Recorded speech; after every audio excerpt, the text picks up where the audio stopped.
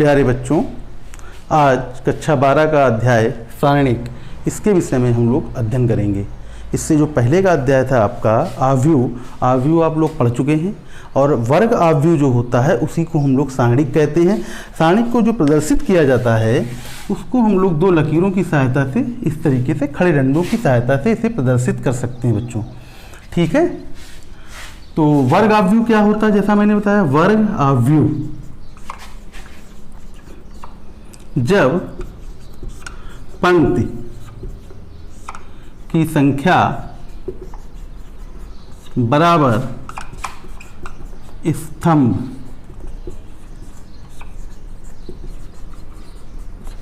जब पंक्ति की संख्या स्तंभ की संख्या के बराबर होता है तब हम लोग वर्ग आव्यूह कहते हैं। ठीक है बच्चों, अब जैसा कि पंक्ति की संख्या बराबर स्तंभ की संख्या को हम लोग कोटि भी कहते हैं। ठीक है, तो अगर हम एक आव्यूह ले लेते हैं ए, इसके अगर मान की बात करें तो इसका मान क्या आएगा? इसे हल किया जाए तो यही आएगा, लेकिन अगर माइनस ए लिया जाए तो क्या आएगा? माइनस ए। इसको आप मापांक समझने की भूल मत करिएगा, ये कोटि 1 है। इसी प्रकार कोटि 2 की अगर बात करेंगे, 2, 4, 6, 5। ठीक है, इसको हल कैसे करेंगे? ये इसका मुख्य विकर्ण होता है, मुख्य विकर्ण के अवयवों को आपस में गुणा करें। 5 गुणे 2 10 माइनस 6 गुणे 4 24। इसका जो मान आया ये बच्चों आया। ठीक है, ये आपका 2 गुणे 2। अब एक काम करते हैं बच्चों, कोटि 3, कोटि को बच्चों ऑर्डर भी कहते हैं।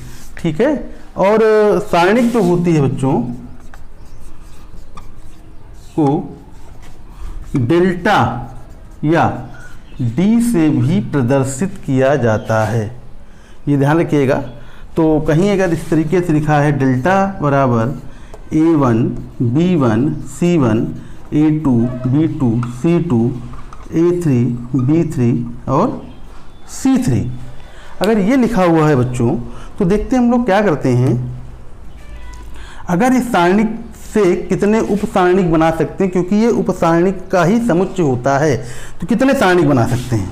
तो देखिए, इसको अगर हम लोग बंद करें, इसको बंद करें, पहला स्तंभ और पहली पंक्ति को बंद कर दें, तो देखिए क्या मिल जाएगा। यहाँ पर हम लोग उप सारणिक निकाल रहे हैं, कितने मिल सकते हैं। ठीक है, इसको माइनर भी इंग्लिश में कहते हैं। इसको बंद करते हैं तो M11 बराबर ये देखिए आ जाएगा B2 C2 B3 C3। इसी प्रकार आप निकाल सकते हो M12 M13 M21 M22 M23 M31 M32 M33। ठीक है, अब आप देखिए इतने आप माइनर निकाल सकते हो, उप सारणिक निकाल सकते हो। ठीक है बच्चों, बात समझ में आ रही है? तो किसी भी सारणिक को अगर दिया गया तो अब देखिए ये कितने प्रकार की, ये कोटि 2 की सारणिक निकल के आ गई। ये कितने कोटि की थी? ये कोटि 3 की सारणिक थी। इस कोटि 3 की सारणिक से हमने कोटि 2 की सारणिक को निकाल लिया। ये बात आपको समझ में आ गई होगी। ठीक है, अब बच्चों देखते हैं, अगर सारणिक आप निकालना सीख गए हैं तो सारणिक के बाद चलिए सहखंड की भी बात कर लेते हैं, क्योंकि बिना इसकी बात किए हम लोग आगे नहीं चलेंगे। सहखंड क्या होता है बच्चों?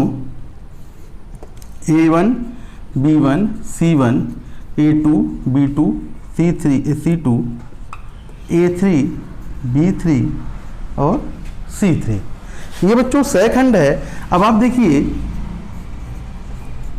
ये आपका R1, ये आपका ये गलत हो गया बच्चों, ये C1 C2 C3, और ये आपके जो हैं इस पंक्तियां हैं R1 R2 और R3। अगर आपसे कहा जाए आपसे कहा जाए सहखंड आई जे निकालिए। आई जे का मतलब होता है आई पंक्ति है और जे कॉलम है। अगर ये निकालना है तो क्या करेंगे, -1 की पावर आई प्लस जे, और फिर हम लोग जो उपसारणिक निकाले थे उसको रख दें, तो उपसारणिक जो भी हमारी होगी वो रखी जा सकती है। ठीक है, तो इसको चाहें तो हम लोग ऐसे भी लिख सकते हैं कि हाँ हमारी जो उपसारणिक है ये आई, ये सहखंड है।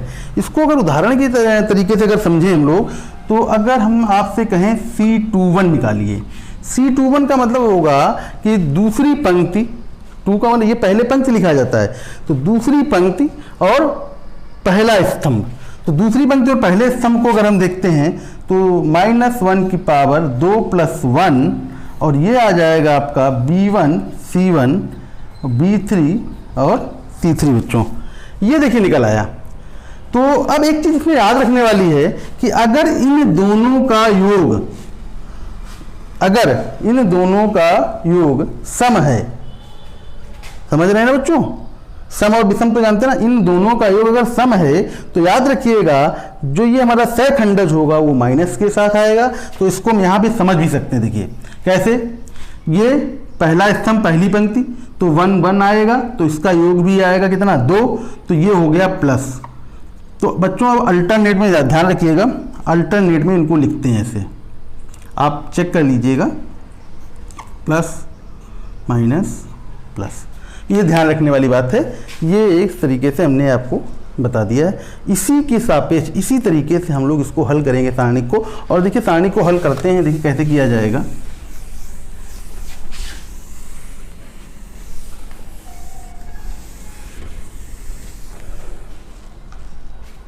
इसको भी हटा देते हैं। कोटि 3 की सारणिक को अगर हल करना है तो 2 4 1 -1 2 0 2 0 1 बच्चों हल करना है तो क्या करेंगे, पहला स्तंभ पहली पंक्ति तो 2 हो गया, मैंने बताया था ना ये प्लस मान के कैसे किया जाता है ये भी मैंने बता दिया 2। तो अब देखिए हमारे पास आ रहा है मुख्य, यही तो आया, इसको रखते हैं 2 × 1 2 माइनस इसका गुणा 0। अब अगला बच्चों क्या आता था, ये माइनस रख लिया हमने। ठीक है, इसको बंद किया और इसको बंद किया, तो ये और ये बंद हो गया, तो बचा ये और ये, तो -1 और 1 का गुणा -1, 2 और 0 का गुणा 0। फिर बच्चों देखिए क्या आएगा आखिरी +1, तो +1 में देखिए बच्चों क्या होगा, इसको बंद करो इसको बंद करो, तो इसका गुणा देखिए क्या आएगा, इसका गुणा आएगा बच्चों 0 - 4। इसको हल करते हैं 4 + 4 - 4, देखिए सारणिक का मान 4 आ गया। तो इस तरीके से किसी भी सारणिक को हल किया जाता है। ये तो बात हो गई सारणिक को कैसे हल करेंगे। किसी भी अगर आपसे कहा जाए कि पंक्ति 2 के सापेक्ष हल करिए या स्तंभ 3 के सापेक्ष हल करना है तब भी हल कर सकते हैं, तो इसमें कोई चिंता वाली बात नहीं, मैंने आपको सब बता दिया है। अब आगे एक काम करते हैं बच्चों, इसके सारणिक के गुण और धर्म के विषय की बात करते हैं, यानी सारणिक के गुणधर्म क्या हैं, ठीक है ना। तो चलिए बच्चों, पहला जो नियम है आपका, पहला नियम क्या है, यदि पंक्ति और स्तंभ को आपस में बदल दे,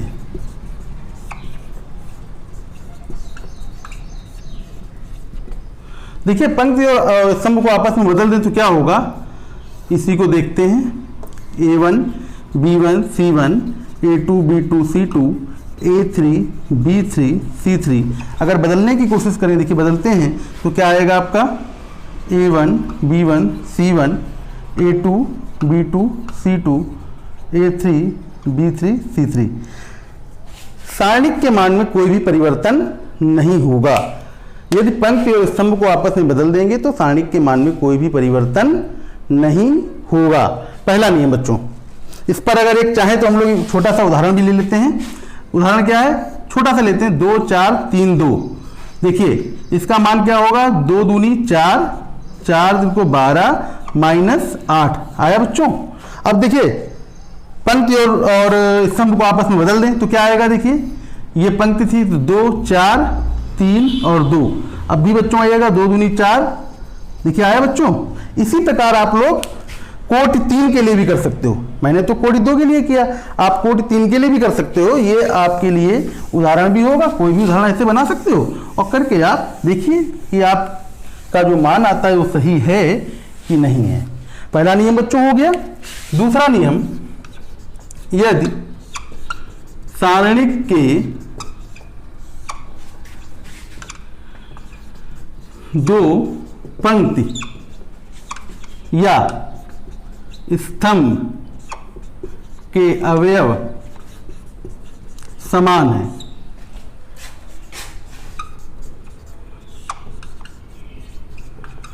सारणिक के दो पंक्ति या स्तंभ के अवयव समान है, तो देखिए बच्चों क्या होगा, देख लेते हैं। A B C, A B C, A dash B dash C dash, ठीक है बच्चों। अब देख रहे हैं आप यहाँ पर दो पंक्ति हैं, दोनों पंक्तियां समान हैं। अगर दोनों पंक्तियां समान हैं तो इसका मान जो होगा वो 0 होगा।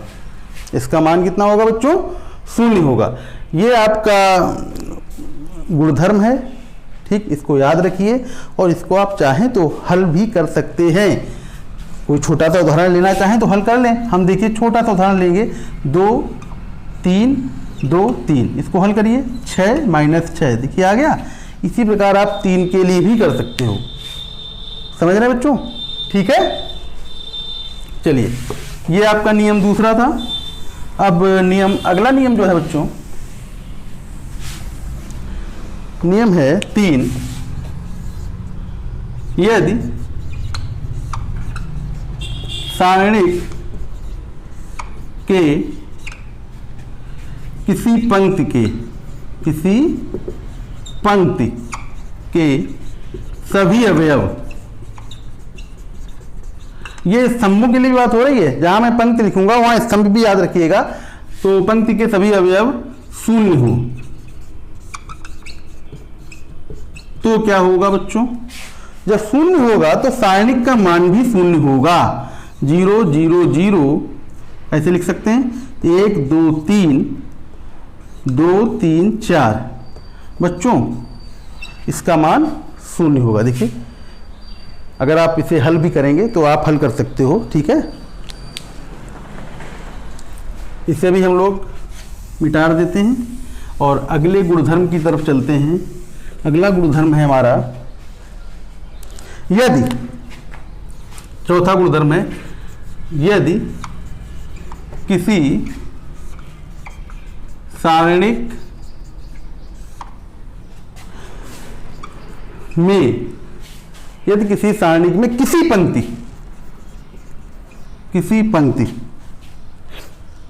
ठीक है बच्चों, किसी पंक्ति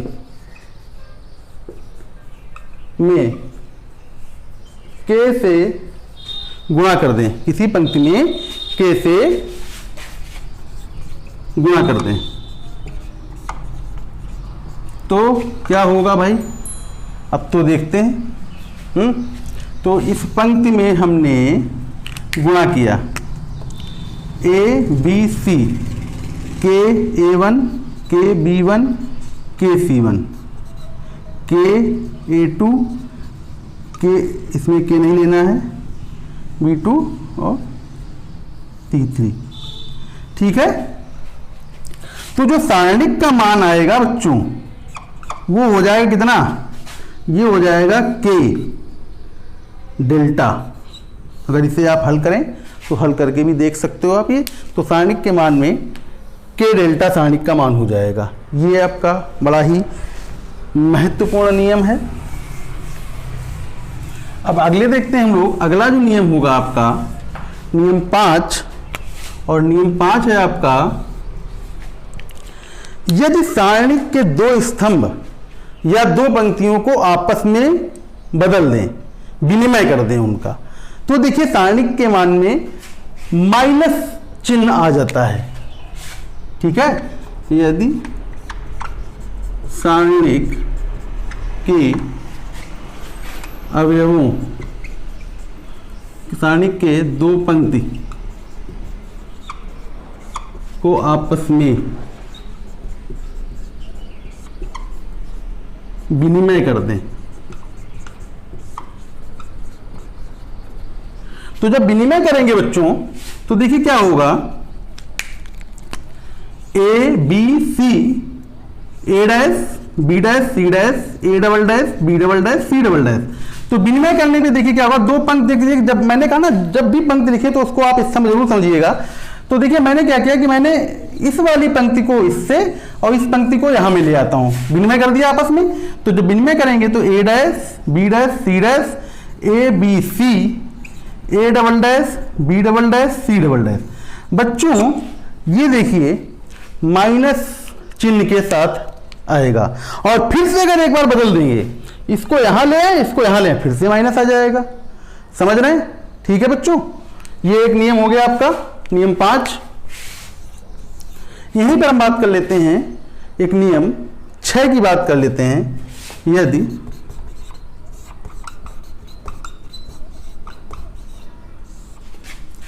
सारणिक के स्तंभ या पंक्ति के अवयवों में गुणजों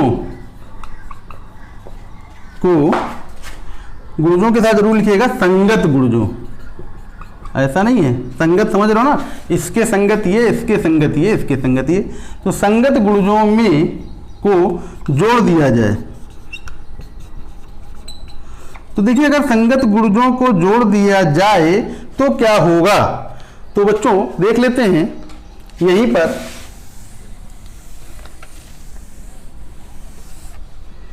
संगत गुणजों को जोड़ने पर ए बी सी, A1 B1 C1, A2 B2 C2, A3 B3 C3। देखिए लिखने का तरीका भी समझिएगा, ये R1 है, R2 और R3। हमने क्या किया है, हम ये करना चाहते हैं कि R1 में क्या करना चाहते हैं,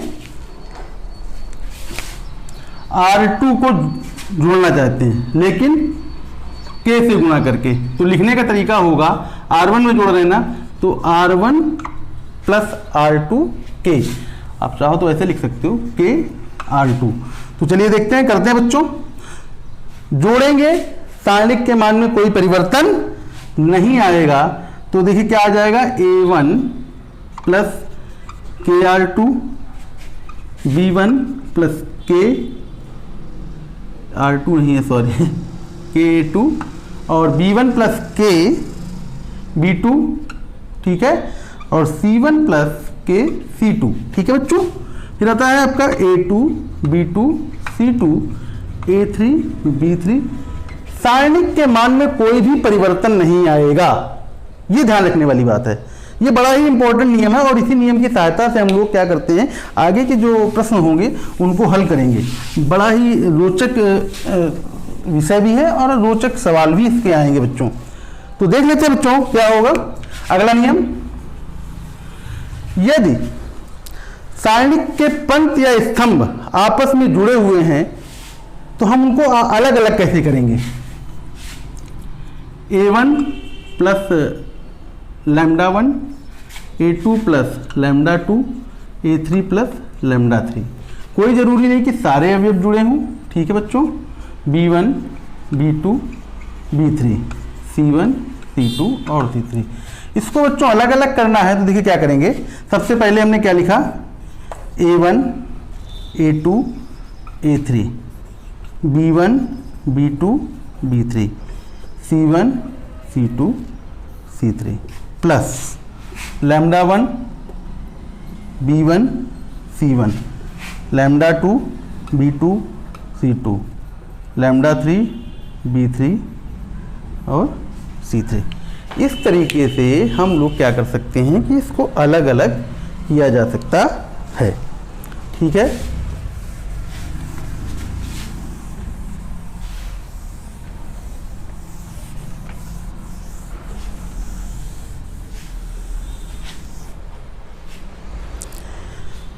ये बच्चों हमने इसके गुणधर्म आपको बताए हैं। अब इन्हीं गुणधर्मों पर अगर हम आपसे कुछ प्रश्न कराएं, तो जैसे बिना, आपसे कहा जाए बिना प्रसार किए, अभी तक तो हम लोग प्रसार करते थे, बिना प्रसार किए सारणिक का मान बताना है।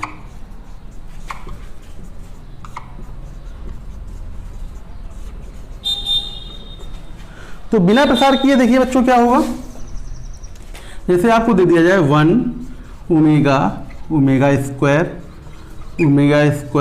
1 ओमेगा, ठीक है बच्चों, फिर यहाँ से आ जाएगा ओमेगा स्क्वायर 1। आपसे कहा जाए कि इस सारणिक का मान क्या होगा, लेकिन आपको हल नहीं करना है, प्रसार नहीं करना है। तो बिना प्रसार के देखिए कैसे आएगा। अगर आप लोगों ने पढ़ा हो, क्लास कक्षा 11 में पढ़ा होगा, तो 1 प्लस ओमेगा स्क्वायर का मान होता है 0। पढ़ा है बच्चों। तो देखिए उसी नियम का प्रयोग करेंगे कि हम अगर R1 वाली पंक्ति में R2 और R3 को जोड़ देते हैं। क्या करेंगे, R1 वाली पंक्ति में R2 और R3 को जोड़ दें। तो देखिए जब जोड़ेंगे तो बच्चों की क्या मिलेगा, हमें 1 plus omega square, omega plus 1 plus omega square plus omega 1, ठीक है ना, ओमेगा स्क्वायर 1 ओमेगा स्क्वायर 1।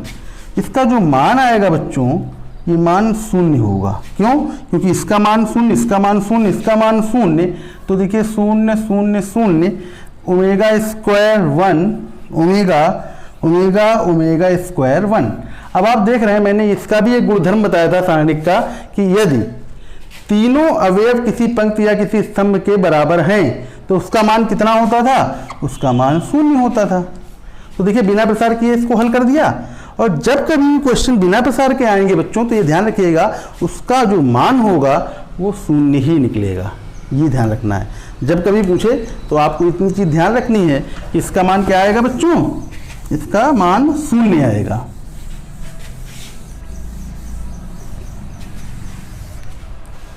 ठीक है बच्चों, अगला देखते हैं त्रिभुज। इसी पर अगर एक आधा और क्वेश्चन कर लेते हैं, तो एक क्वेश्चन और करते हैं। एक प्रश्न हमने है बच्चों, 1a square 1b square 1c square बराबर a minus b minus c minus, ये बच्चों सिद्ध करना है। तो गुणधर्म देखिए इसको प्रसार करके भी कर सकते हैं, प्रसार करके इसको करना चाहें तो प्रसार, लेकिन अगर आपसे कहा जाए कि ये गुणधर्म का प्रयोग करके ही, सारणिक के गुणों का प्रयोग करके ही से हल करना है, तो कैसे करेंगे। तो सबसे पहली प्राथमिकता बच्चों हमारी ये होती है कि अगर हम 2 लगातार शून्य बना लें, सारणिक में किसी पंक्ति या किसी स्तंभ में 2 अगर लगातार शून्य बना लेते हैं बच्चों, तो बड़ा ही आसान हो जाता है। और इसको देखिए कैसे बनाएंगे, जैसे हमें समझ में भी आ रहा है कि ये पंक्ति और ये पंक्ति और ये पंक्ति, 3 पंक्तियां दी गई हैं। तो पहली वाली पंक्ति में R1 माइनस R2 कर दें, और दूसरी वाली पंक्ति जो R2 है इसमें R2 में R3 घटा दें। तो देखिए क्या होता है बच्चों, है ना, ये निकल आएगा। ये निकलने के लिए देखिए बच्चों, ये घटाया मैंने 0 a minus b a square minus b square, ये आया 0 b minus c b square minus c square 1c और c स्क्वायर, ये आ गया बच्चों। अब देखिए इसमें और क्या हो सकता है, और बच्चों ये हो सकता है कि अब इसको लिखा जा सकता है a माइनस बी और a और b minus C, a plus B, ये फार्मूला है ना, ये आपने सूत्र पढ़ा होगा। तो देखिए इसको हम लोग लिखेंगे यहाँ पर 0 0 1 a minus B b minus C C a minus B a plus B b minus C b plus C c minus A और c प्लस ए। ये हमने पढ़ लिया, कर लिया बच्चों। अब क्या करना है मुझे, अब इसमें उभयनिष्ठ क्या है, a माइनस बी है, इसमें b माइनस सी, उभयनिष्ठ बाहर निकाल लेते हैं। तो उभयनिष्ठ याद रखिएगा, मैंने k से गुणा करके जो एक नियम बताया था, उसी नियम के आधार पर है कि अगर इस पंक्ति से हमने निकाल लिया a माइनस बी, तो देखिए 0, ये भी आ गया आपका, और ये एक है, ठीक है। यहाँ एक, यहाँ एक, यहाँ सी हो गया, और यहाँ ए प्लस बी प्लस सी और सी प्लस ए आ गया। अब बहुत ही आसान हो गया बच्चों, ये निकल आया। अब इसके बाद देखिए इसको हल करेंगे, कैसे हल करेंगे। अब इसका प्रसार कर दीजिए। तो प्रसार किसी भी पंक्ति या किसी भी स्तंभ के सापेक्ष कर सकते हैं, तो हम करेंगे C13 के सापेक्ष। C13 का मतलब ये आपका हो गया, नहीं C31 मतलब तीसरी पंक्ति और पहले स्तंभ के सापेक्ष। अगर इसको प्रसार करते हैं तो देखिए पहले तो हमारे पास यही है, a माइनस बी और b माइनस सी, ये दिया गया है बच्चों। अब देखिए हम लोग क्या करते हैं, बचा हमारे पास क्या, जब इसके सापेक्ष प्रसार करोगे तो क्या मिलेगा, 1 1 a प्लस बी प्लस सी। इसका गुणा करें, इसका गुणा करेंगे तो a माइनस बी माइनस सी, ये आ जाएगा b प्लस सी माइनस ए प्लस बी। इसे आप हल करेंगे a माइनस बी माइनस सी, और ये आ जाएगा आपका b, इससे कैंसिल हो जाएगा, c माइनस ए निरस्त कर देते हैं। ये आपका देखिए बच्चों डेल्टा मतलब सारणिक का मान निकल आया है। इस तरीके से हम लोग सारणिक को हल करते हैं। अब आगे देखते हैं हम लोग सारणिक का क्षेत्रफल।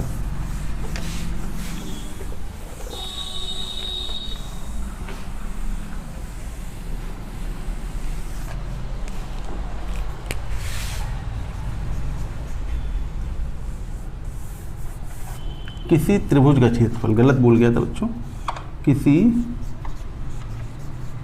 त्रिभुज का क्षेत्रफल। यदि किसी त्रिभुज के x1 y1 शीर्ष दिए हों और आपसे कहा जाए कि इसका मान निकालिए, तो कक्षा 10 में हम लोग पढ़ चुके हैं इसका मान निकालना x1 y2 minus y3 plus x2 y3 minus y1 plus x3 y1 minus y2। ये कक्षा 10 में हम लोगों ने बच्चों सीखा है, ठीक है। अगर कुछ हद तक अगर आप सोच रहे हो तो ये क्या चीज़ है, ये क्या है बच्चों, तो आप देखिए y2 माइनस y3, अगर y2 में 1 से गुणा करें, y3 में 1 से गुणा करें, कोई फर्क नहीं आने वाला। यहीं पर y3 में 1 से गुणा कर दें, y1 में भी 1 से गुणा कर दें, कोई भी फर्क नहीं आएगा। यहाँ पर भी वही कर दें, ठीक है बच्चों। तो देखिए ये कुछ ऐसा बन जाएगा बच्चों, x1 y1 1, x2 y2 1 और x3 y3 1। अगर इसको लिखना चाहें बच्चों, देखिए क्या लिखेंगे, x1 यही तो बचा, तो y2 का 1 से गुणा किया तो y2 रखा है ना, y3 का देखिए रखा हुआ है ना बच्चों। इसी प्रकार से अब देखिए x2, इसके सापेक्ष अगर हम प्रसार कर रहे हैं तो प्लस माइनस, ठीक है ना। तो देखिए क्या आएगा, ये माइनस लिख लें हम लोग, क्या बाद में आ जाएगा हमारा। इसको और इसको बंद किया तो y1 माइनस y3 आएगा। और इसी प्रकार x3 जब करेंगे बच्चों, तो x3 ये है हमारा, इसको और इसको बंद करेंगे तो y1 माइनस y2। अब आप देख रहे हो कि ये और ये, अगर यहाँ से इसको हम लोग यहाँ से माइनस ले लें, माइनस, तो ये आ जाएगा आपका प्लस, ठीक है। तो देखिए बिल्कुल ये और ये सेम आ गया, बिल्कुल बराबर हैं। तो सारणिक जब कभी भी आएगा तो सारणिक की सहायता से भी हम त्रिभुज का क्षेत्रफल निकाल सकते हैं। x1 y1 1, x2 y2 1, x3 y3 1। तो बच्चों आज की जो क्लास है हमारी, इस क्लास में हम लोगों ने सारणिक के द्वारा त्रिभुज का क्षेत्रफल निकालना सीखा, सारणिक के द्वारा प्रसार करके उसके मान को निकालना सीखा है। और जो अगली आएगी, अगला जो आपका इसके बाद जो उप विषय होगा, उसमें हम लोग सीखेंगे परिवर्ताव्यूह, ठीक है। परिवर्ताव्यूह की सहायता से हम लोग सैखंड, व्युत्क्रमणीय आव्यूह, अव्युत्क्रमणीय आव्यूह और समीकरणों को हल करना सीखेंगे। धन्यवाद।